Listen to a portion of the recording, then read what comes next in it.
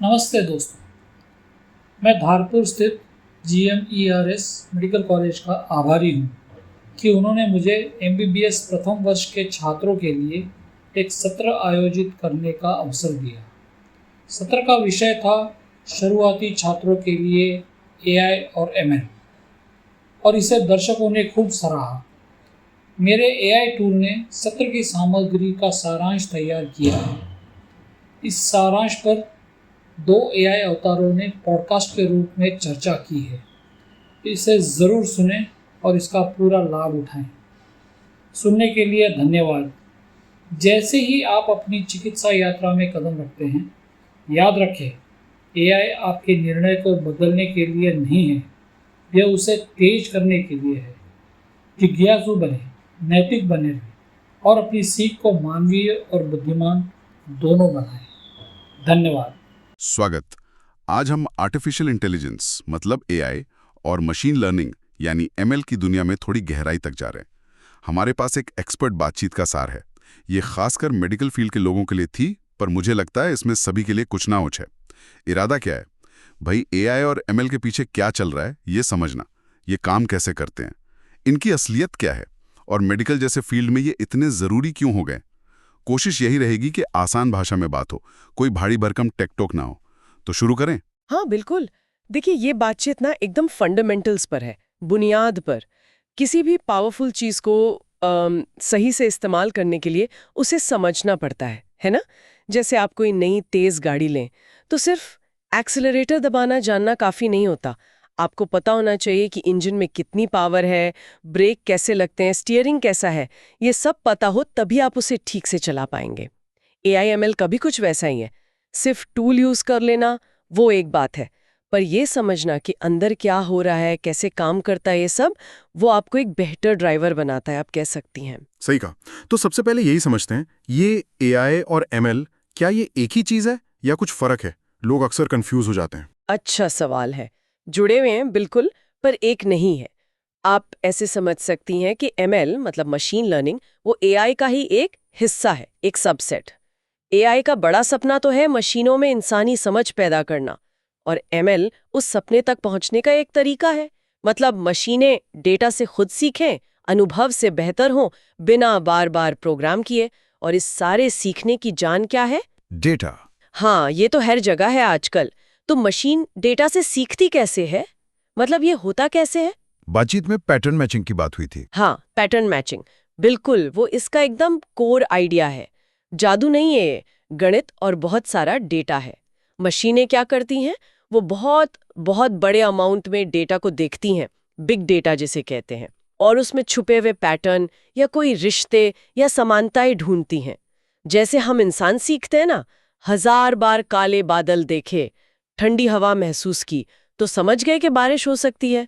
मशीनें यही काम बहुत बड़े स्केल पे करती हैं, बहुत तेजी से। कोई आसान सा उदाहरण दे सकते हैं रोजमर्रा की जिंदगी से? बिल्कुल। ऑनलाइन शॉपिंग तो सब करते हैं, है ना? आपने देखा होगा, आप कोई एक चीज देखते हैं, मान लीजिए जूते, और फिर वेबसाइट आपको और जूते या उससे मिलती जुलती चीजें जैसे जुराबें या ट्रैक पैंट्स दिखाने लगती हैं। हाँ हाँ बिल्कुल।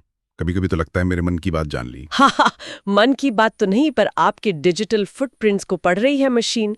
वो देखती है आपने क्या क्लिक किया, कौन से प्रोडक्ट्स देखे, क्या खरीदा, ये सारा डेटा। फिर इस डेटा से आपकी एक तरह की प्रोफाइल या पर्सोना बनाती है, अंदाजा लगाती है आपकी उम्र, पसंद, ज़रूरतें क्या हो सकती हैं, और फिर उसी प्रोफाइल के हिसाब से सुझाव देती है। ये सब पैटर्न ढूंढने और मैच करने पर ही बेस्ड है, और जिस तरीके से जिन स्टेप से ये काम होता है उन्हीं को एल्गोरिदम कहते हैं। अच्छा, तो एल्गोरिदम वो रेसिपी है, समझ गया। आजकल बहुत सारे AI टूल्स आ गए हैं, चैट GPT, कोपायलट, जेमिनी। क्या ये सब एक जैसे ही है या इनमें भी फर्क है? देखिए, ये सब बेहतरीन टूल्स हैं, पर आप इन्हें अलग अलग कंपनियों के इंटरफेस समझ सकती हैं। खिड़कियां हैं ये एक तरह की, जिनके पीछे अक्सर बहुत पावरफुल इंजन काम कर रहे होते हैं। जैसे OpenAI का GPT मॉडल है, बिल्कुल वैसे ही जैसे टूथपेस्ट के अलग अलग ब्रांड होते हैं, कोलगेट, पेप्सोडेंट, क्लोजअप। काम सबका दांत साफ करना है ना? पर फॉर्मूला, स्वाद, अनुभव थोड़ा अलग होता है। कौन सा टूल बेस्ट है, ये तो इस बात पर निर्भर करता है कि आपको क्या काम लेना है उससे, आपकी ज़रूरत क्या है। दिलचस्प। और इनमें से कई तो फ्री लगते हैं इस्तेमाल करने में, लेकिन बातचीत में एक बात थी कि हर सवाल, हर क्वेरी की एक कीमत होती है। हाँ, और ये जानना बहुत ज़रूरी है। हमें लगता है कि ये फ्री है या फ्रीमियम है, लेकिन इन्हें चलाने की कॉस्ट बहुत बहुत ज़्यादा है।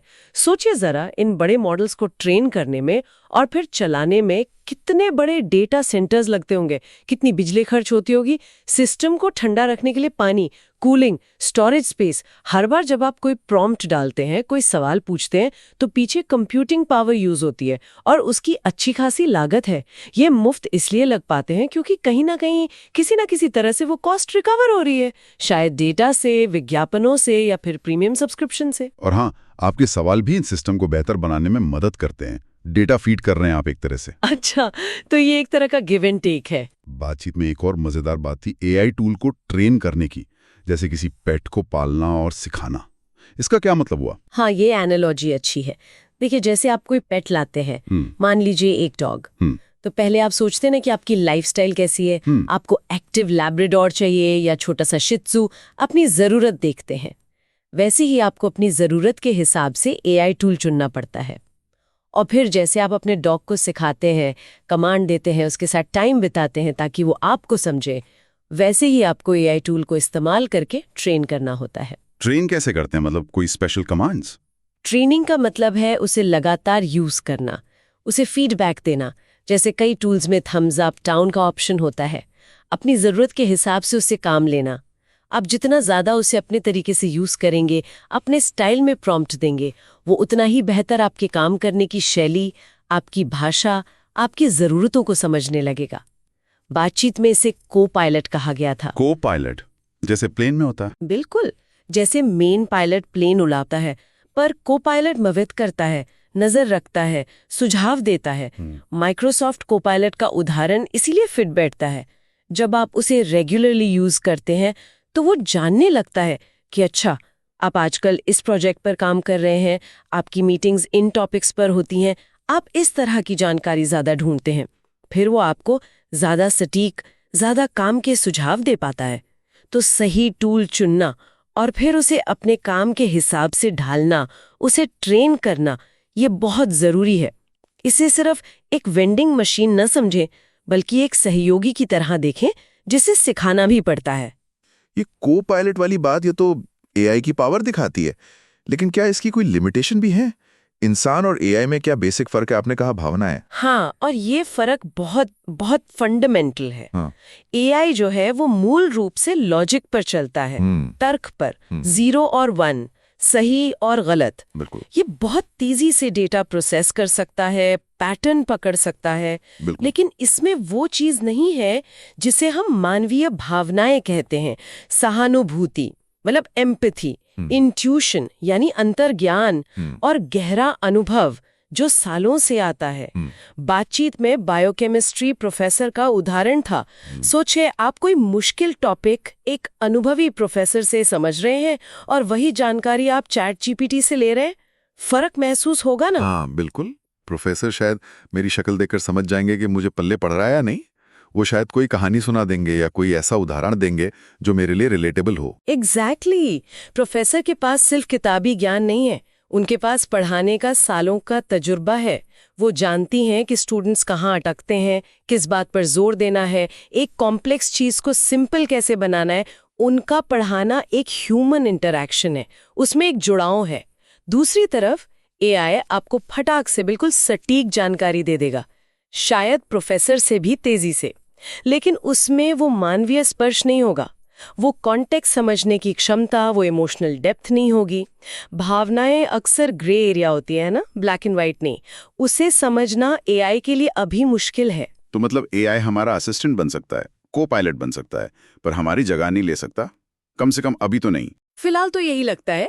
ये एक बहुत पावरफुल को पायलट है, एक बेहतरीन टूल है, लेकिन जो मानवीय अनुभव है, जो क्रिटिकल थिंकिंग है, मतलब जानकारी पर सवाल उठाना, उसे सिर्फ मान न लेना बल्कि परखना, संदर्भ को समझना और सबसे जरूरी फाइनल जजमेंट लेना, वो सब अभी भी इंसान के हाथ में है और शायद रहना भी चाहिए। एआई हमारी कैपेबिलिटी बढ़ा सकता है, हमें सुपर फास्ट बना सकता है, पर रिप्लेस करने का सवाल अभी दूर है। ये समझना जरूरी है। अच्छा, बातचीत में कुछ और शब्द भी थे जो आजकल बहुत सुनाई देते हैं, जैसे डिसरप्शन, बायस, सुपरवाइज्ड लर्निंग। इन्हें भी थोड़ा आसान शब्दों में समझाएंगी? हाँ जरूर, ये टर्म्स एएमएल की दुनिया को समझने के लिए काफी अहम है। पहला है डिसरप्शन। डिसरप्शन, इसे सिर्फ गड़बड़ी या डिस्टर्बेंस मत समझिएगा। डिसरप्शन का मतलब है किसी सेट तरीके में, किसी इंडस्ट्री में या सिस्टम में इतना बड़ा, इतना फंडामेंटल बदलाव आ जाना कि पुराने तरीके बेकार हो जाएं, आपको नए तरीके अपनाने ही पड़े। ये एक तरह की उथल-पुथल है जो स्टेटस को, मतलब जो जैसा चल रहा है, उसे तोड़ देती है। कोविड-19 एक बहुत बड़ा डिसरप्शन था, है ना? उसने काम करने, पढ़ने, इलाज करने सबके तरीके बदल दिए हैं। एआई भी कई फील्ड्स में, खासकर जहां रूटीन काम ज्यादा है, एक बड़ा डिसरप्शन ला रहा है, हमें सोचने पर मजबूर कर रहा है कि हम काम कैसे करेंगे आगे। ठीक है, और बायस, इसका क्या मतलब है एआई के कॉन्टेक्स्ट में? बायस यानी पक्षपात और डेटा क्वालिटी। देखिए, एआई खुद से कोई राय नहीं बनाता, वो न्यूट्रल होता है, लेकिन वो सीखता किससे है? डेटा से। और अगर वो डेटा ही बायस्ड है या उसमें कोई कमी है या वो किसी एक ग्रुप को ज्यादा दिखाता है और दूसरे को कम, तो एआई के जो नतीजे होंगे, जो फैसले होंगे, उनमें भी वो बायस, वो पक्षपात दिखेगा। इसे कहते हैं गार्बेज इन गार्बेज आउट, मतलब जैसा कचरा डालोगे वैसा ही बाहर आएगा। मान लीजिए मेडिकल एआई को सिर्फ पुरुषों के डेटा पर ट्रेन किया गया, तो वो महिलाओं की बीमारियों के बारे में शायद उतने सटीक नतीजे ना दे पाए।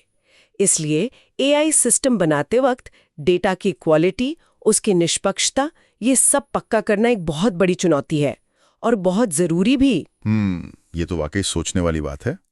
और सुपरवाइज्ड लर्निंग? हाँ, सुपरवाइज्ड बनाम अनसुपरवाइज्ड लर्निंग, सुपर। ये मशीन लर्निंग के दो मुख्य तरीके हैं, आप कह सकती हैं। सुपरवाइज्ड लर्निंग में मशीन को लेबल वाला डेटा दिया जाता है, मतलब इनपुट के साथ साथ सही आउटपुट, सही जवाब भी बताया जाता है। जैसे क्लास में टीचर उदाहरण और उनके सही जवाब देके पढ़ाते हैं ना, बिल्कुल वैसे। जैसे एआई को हजारों एक्सरे दिखाकर और ये बताकर कि किस में फ्रैक्चर है और किस में नहीं, उसे फ्रैक्चर पहचानना सिखाना। अनसुपरवाइज्ड लर्निंग में मशीन को बिना लेबल वाला डेटा दिया जाता है।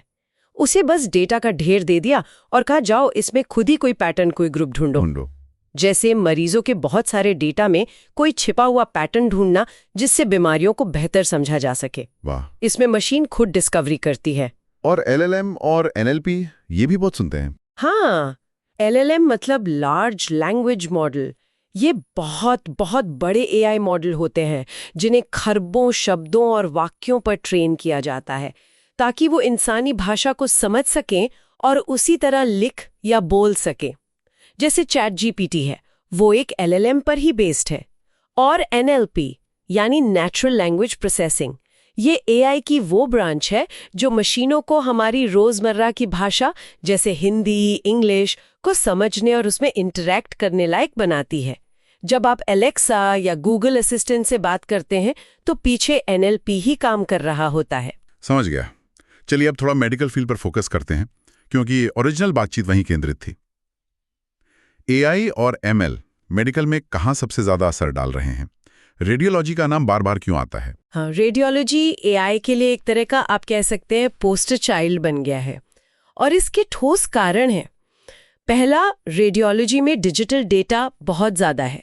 एक्सरे, सीटी स्कैन, एमआरआई, इनकी लाखों करोड़ों डिजिटल इमेजेस हैं। एआई को सीखने के लिए डेटा चाहिए और यहाँ डेटा की कोई कमी नहीं। दूसरा, इमेज में पैटर्न पहचानना।